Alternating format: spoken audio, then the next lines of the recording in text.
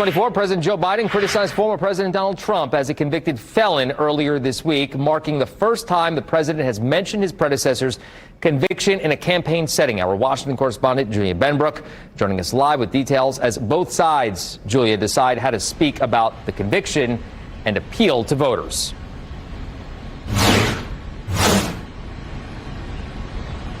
Yeah, for the first time in a campaign setting, Biden referred to Trump as a convicted felon. This marks a significant hardening of his rhetoric as Democrats try to decide how or if they should speak about the historic conviction on the campaign trail.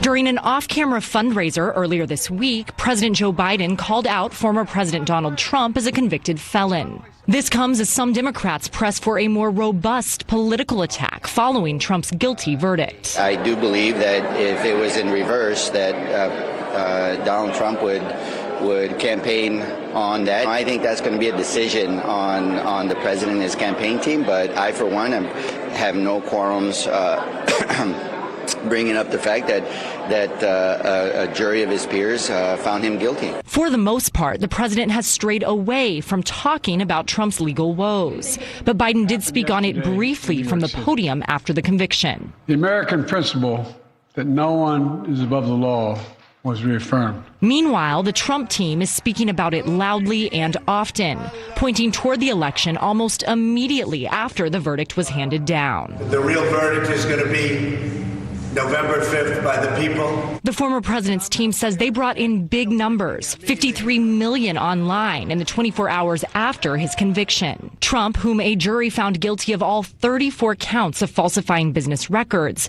has repeatedly and falsely accused Biden of engineering his criminal prosecution in New York. While Republicans have rallied around Trump since his conviction, it remains unclear how the verdict will go down in swing states, where the shift in a few thousand votes could decide November's election.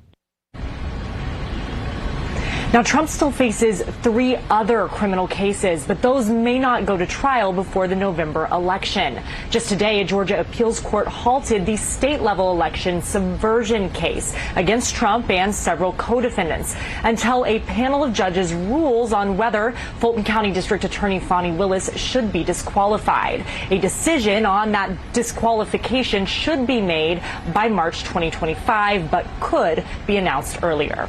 Reporting live at the White House, Julia Benbrook, Wish TV.